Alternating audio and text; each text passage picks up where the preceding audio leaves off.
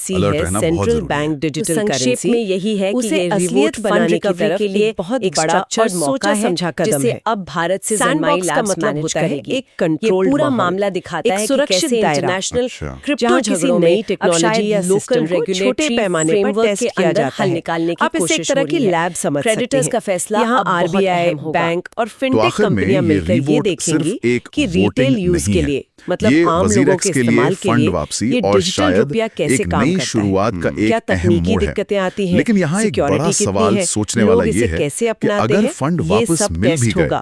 तो और ये ये पूरा सब प्रोसेस असली फाइनेंशियल भारत में सिस्टम को बिना क्रिप्टो किसी प्लेटफॉर्म्स बड़े पर रिस्क में यूजर्स डाले के किया जा भरोसे को सकेगा। कैसे तो ये बदलेगा बिटकॉइन या और क्या इथेरियम जैसा नहीं रेगुलेटर्स है? का नहीं, नजरिया भी बिल्कुल बदलेगा नहीं।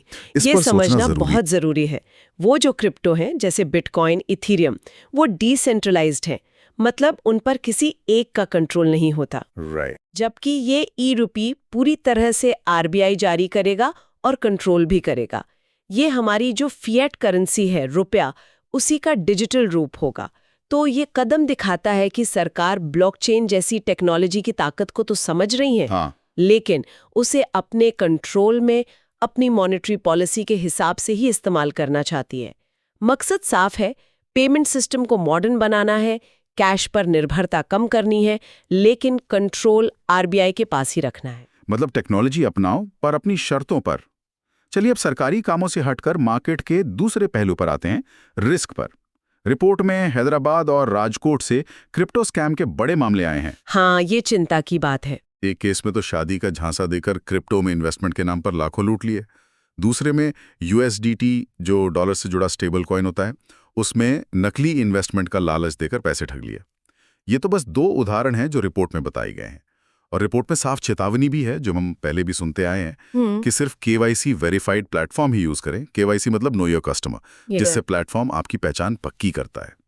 और अनजान लिंक्स या टेलीग्राम ग्रुप्स पर भरोसा ना करें, जहां फटाफट अमीर बनने के सपने दिखाए जाते हों।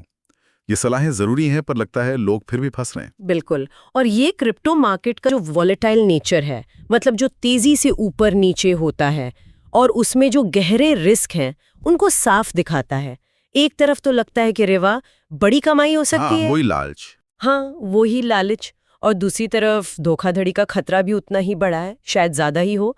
ये जो ठग हैं, ये नए नए तरीके निकाल रहे हैं, सोशल इंजीनियरिंग यूज कर रहे हैं, लोगों की भावनाओं का, भरोसे का या जल्दी अमीर बनने की इच्छा का फायदा उठाते हैं।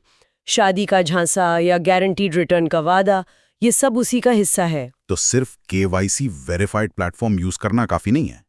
देखिए, केवाईसी एक जरूरी पहला कदम है, इसमें कोई शक नहीं, लेकिन सिर्फ वो काफी नहीं है। जो नए इन्वेस्टर्स हैं या जिन्हें ज़्यादा अनुभव नहीं है, उनके लिए ये जानना बहुत ज़रूरी है कि वो अपनी मेहनत की कमाई लगा कहाँ रहे हैं। सिर्फ प्लेटफॉर्म वेरीफाइड होने से इन्वेस्टमेंट सेफ नहीं हो जाता। उन्हें खुद भी रिसर्च करनी चाहिए, जिसे ड्यू डिलिजेंस कहते हैं। कोई भी स्कीम जो कहती है आसानी से अमीर बने या गारंटीड रिटर्न, उससे तो बहुत सावधान रहना चाहिए, क्योंकि क्रिप्टो मार्केट में कुछ भी गारंटीड नहीं होता। ये बहुत ऊपर नीचे होता है। जैसा रिपोर्ट में कहा है, वेरिफिकेशन और अपनी तरफ से पूरी जांच पड़ताल ये सबसे जरूरी है। सिर्फ सुनी सुनाई बातों पर या टेलीग्राम पर किसी अनजान की सलाह पर पैसा लगाना बहुत खतरनाक हो सकता है। हाँ, ये रिस्क वाला एंगल तो वाकई चिंताजनक है। और इसी अनिश्चितता और रिस्क के माहौल में एक और दिलचस्प बात सामने आई है, जो शायद इस अनिश्चितता को और बढ़ाती है। मुंबई में अभी हाल में एक बड़ी फिनटेक कॉन्फ्रेंस हुई थी। हाँ। रिपोर्ट के मुताबिक भारत ने वहां क्रिप्टो और स्टेबल कॉइन, मतलब वो डिजिटल करेंसी जिनकी कीमत डॉलर जैसी किसी चीज से जुड़ी होती है, उन पर सीधी चर्चा करने से परहेज किया। ऐसा लगा कि सरकार का पूरा ध्यान अभी अपने ई-रुपए प्रोजेक्ट पर ही है। उसे और गहरा करती है। जो इंडस्ट्री में लोग हैं, जो इन्वेस्टर्स हैं, उनके लिए थोड़ी मुश्किल स्थिति है, क्योंकि उन्हें क्लैरिटी चाहिए कि नियम क्या होंगे। सही बात है। सरकार की प्रायोरिटी तो साफ है, सीबीडीसी यानी ई-रुपी। वो पहले उसे कामयाब बनाना चाहते हैं, इसमें कोई शक नहीं। लेकिन जैसा रिपोर्ट में कुछ एक्सपर्ट्स का मानना बताया गया है, ये चुप्पी तैयारी की शांति भी हो सकती है। तैयारी की शांति? इससे क्या मतलब है? किस चीज की तैयारी? हाँ, इसका मतलब ये हो सकता है कि सरकार कोई नियम जल्दबाजी में बनाने के बजाय पहले ई-रुपी के पायलट प्रोजेक्ट और ये जो सैंडबॉक्स शुरू किया है, उसके अनुभवों से सीखना चाहती हो। अच्छा। वो देखना चाहती हो कि ये टेक्नोलॉजी बड़े स्केल पर कैसे काम करती है, क्या चुनौतियां आती हैं, लोग इसे कैसे अपनाते हैं और इसके इकोनॉमी पर क्या असर हो सकते हैं। उसके बाद शायद वो प्राइवेट क्रिप्टो के लिए एक ज़्यादा सोचा समझा एक कॉम्प्रिहेंसिव रेगुलेटरी फ्रेमवर्क लेकर आएं।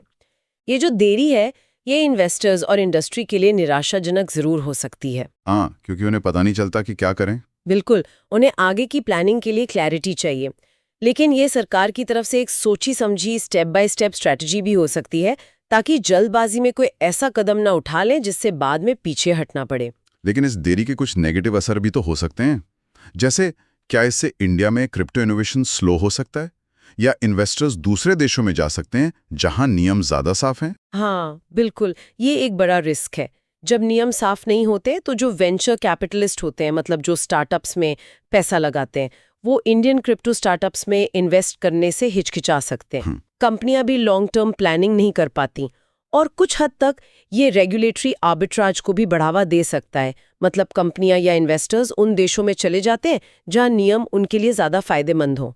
तो हाँ, इस तैयारी की शांति की कीमत इनोवेशन की धीमी रफ्तार या टैलेंट और कैपिटल का बाहर जाना हो सकती है। ये एक बहुत नाजुक बैलेंस है। तो एक तरफ इंटरनेशनल जांच, दूसरी तरफ अपनी डिजिटल करेंसी का टेस्ट, तीसरी तरफ प्राइवेट क्रिप्टो पर रणनीतिक चुप्पी और स्कैम्स का खतरा। मतलब काफी कुछ एक साथ चल रहा है। अब आते हैं एक स्पेसिफिक एक्सचेंज से जुड़ी खबर पर जो सीधे सीधे कई इंडियन यूजर्स से जुड़ी है। वाजीरेक्स यूजर्स के लिए एक जरूरी अपडेट है। हाँ, ये जरूरी है। रिपोर्ट बता रही है कि एक्सचेंज ने सिंगापुर कोर्ट में जो केस चल रहा है उसमें अपनी कानूनी दलीलें पेश कर दी हैं। हमें पता है कि वजीरेक्स की जो पेरेंट कंपनी है ज़ेटाया पीटी लिमिटेड, जो सिंगापुर में रजिस्टर्ड है, उसके खिलाफ कुछ क्रेडिटर्स मतलब लेनदारों ने केस किया था। कोर्ट ने ज़ेटाया को 3 अक्टूबर तक कुछ डॉक्यूमेंट्स जमा करने को कहा था और रिपोर्ट के हिसाब से वो डेडलाइन अब निकल चुकी है। इसका मतलब है कि ये लीगल प्रोसेस अब अगले स्टेज में जा रहा है। वजीरेक्स तो लगातार कह रहा है कि वो यूजर्स के फंड्स की सेफ्टी और रिकवरी के लिए कमिटेड हैं, और इसी में एक बहुत पॉजिटिव साइन ये मिला है कि जो प्रभावित यूजर्स हैं और क्रेडिटर्स हैं, उन्होंने वजीरेक्स ने जो नया रिस्ट्रक्चरिंग प्लान मतलब पुनर्गठन योजना पेश की है उसको भारी बहुमत से 95% से ज्यादा सपोर्ट किया है। ये रिस्ट्रक्चरिंग प्लान क्या है और इस सपोर्ट का क्या मतलब है? देखिए, ये वजीरेक्स और उसके जो लाखों यूजर्स प्रभावित हुए हैं उनके लिए वाकई एक बहुत ज़रूरी मोड़ हो सकता है। रीस्ट्रक्चरिंग प्लान बेसिकली एक रोड मैप होता है, एक खाका होता है कि कोई कंपनी जो मुश्किल में है वो अपने लेनदारों को और देनदारों को, इस केस में यूजर्स जिनका पैसा फंसा है, उनका पैसा या एसेट कैसे वापस करेगी। अच्छा, इसमें आमतौर पर पेमेंट का टाइमलाइन होता है, तरीका होता है, जैसे किश्तों में देंगे या किसी और तरह से, और दूसरी शर्तें शामिल होती हैं। अब 95% से ज्यादा का सपोर्ट मिलना ये बहुत बड़ी बात है। कोर्ट की प्रक्रिया तो अपनी जगह चलती रहेगी, लेकिन ये इतना बड़ा सपोर्ट दिखाता है कि ज्यादातर प्रभावित यूजर्स और क्रेडिटर्स को वजीरेक्स ने जो रास्ता सुझाया है उस पर भरोसा है और वो उसे प्रैक्टिकल मान रहा है। ये तो अच्छी खबर है उनके लिए। हाँ, ये फंड वापसी की उम्मीदों को काफी मजबूत करता है। हालांकि गारंटी तो अभी भी नहीं है जब तक पैसा हाथ में ना आ जाए, लेकिन इस सही दिशा में एक बहुत बड़ा कदम है। तो ये मामला सिर्फ वजीरेक्स तक ही सीमित नहीं है, इसका असर शायद पूरे इंडियन क्रिप्टो इकोसिस्टम पर भी पड़ सकता है।